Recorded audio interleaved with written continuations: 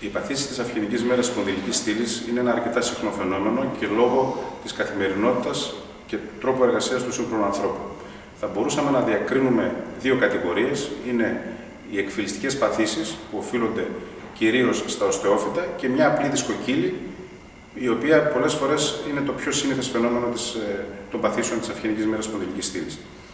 Όσον αφορά την αντιμετώπιση του, σήμερα με τη σύγχρονη νευροχειρουργική και με τα σύγχρονα απεικονιστικά δεδομένα που έχουμε από τις μαγνητικές τομογραφίες, μπορούμε να είμαστε ιδιαίτερα επιτυχείς στην αντιμετώπιση των παθήσεων αυτών. Θα μπορούσαμε να πούμε ότι αντιμετωπίζεται μια δισκοκύλη ή κάποια οστεόφυτα, άλατα όπως λέει ο κόσμος πιο συχνά και πιο λαϊκά, όταν δημιουργούν νευρολογική σημειολογία. Και αυτή είναι είτε αδυναμία σε κάποιο χέρι, είτε και πίεση του νοτιού ομοιολού, η οποία προκαλεί σοβαρά προβλήματα και στα άνω και στα κάτω άκρα. Οι δυνατότητες που έχουμε σήμερα είναι συνολικά 360 μοιρών, δηλαδή μπορούμε και με πρόσθετες προσπελάσεις, που είναι η πλειονότητα των επεμβάσεων, αλλά και με οπίστες προσπελάσεις, με τη χρήση μικροσκοπίου, navigation, C-arm και κρανιοτόμων υψηλής ταχύτητας, να αντιμετωπίσουμε παθήσεις που παλιότερα ήταν δύσκολο να αντιμετωπιστούν και ίσως δημιουργούσαν και πολλά νευρολογικά ελλείμματα. Θα μπορούσαμε να τις κατατάξουμε σε δύο κατηγορίες, ξεκινώντας από τις πρόσθετες προσπελάσεις, όπου με τη χρήση κλοβών τεχνητών δίσκων μπορούμε να αποκαταστήσουμε και την κινητικότητα της αυγενικής μέρας της σπονδυλικής στήλης περίπου στα φυσιολογικά πλαίσια όπως ήταν πριν από το χειρουργείο, αλλά και με οπίστες προσπελάσεις με τη σπονδυλοδεσία, οι οποίες γίνονται πλέον ασφαλέστερες με τη χρήση navigation και συνδυασμού navigation και ακτινοσκοπικών C-arm ή O-arm, όπως λέγονται πιο επιστημονικά, για την αντιμετώπιση παθήσεων οι οποίες προέρχονται από την όπισθεν του νοτιού ομοιολού.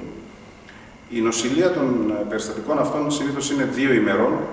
Ο ασθενής το ίδιο απόγευμα τις περισσότερες φορές περπατάει και αν όλα είναι καλά, την επόμενη το μεσημέρι, την επόμενη το απόγευμα μπορεί να εξέλθει από το νοσοκομείο. Η νοσηλεία των ασθενών γι' αυτό και είναι ουσιαστικά μίας ημέρας. Περισσότερες φορές δεν έχουν πρόβλημα να σηκωθούν να περπατήσουν το ίδιο απόγευμα και συγκριτικά με παλιότερες εποχές, ίσως πριν από 10-15 χρόνια, σήμερα είναι πολύ κάτω από το 1% το σύνολο των επιπλοκών που μπορεί να δημιουργηθούν από μια τέτοια επέμβαση, σε σχέση με το παρελθόν, όπου τα νούμερα ήταν ίσως και διψήφια. Επιστρέφει στην εργασία, αν είναι ελεύθερος επαγγελματίας, σε 2 εβδομάδες περίπου, ένας ο οποίος είναι εργαζόμενος και έχει σχέση ιδιωτικού υπαλλήλου ή δημοσίου υπαλλήλου, θα μπορούσε να επιστρέψει σε 4 εβδομάδες στην εργασία του. Συμπερασματικά, μπορούμε να πούμε ότι η αντιμετώπιση των παθήσεων της σπονδυλικής στήλης σήμερα είναι πολύ πιο εύκολη και ειδικά για τον ασθενή με τη χρήση μικροχειρουργικών τεχνικών και σύγχρονων εργαλείων από ό,τι ήταν στο παρελθόν και δεν πρέπει να τρομάζει τον κόσμο ή να φοβίζει τον κόσμο το ότι περνάμε από τον τράχυλό του, περνάμε δίπλα από μεγάλα εκεί, γιατί αυτό για μας είναι καθημερινότητα.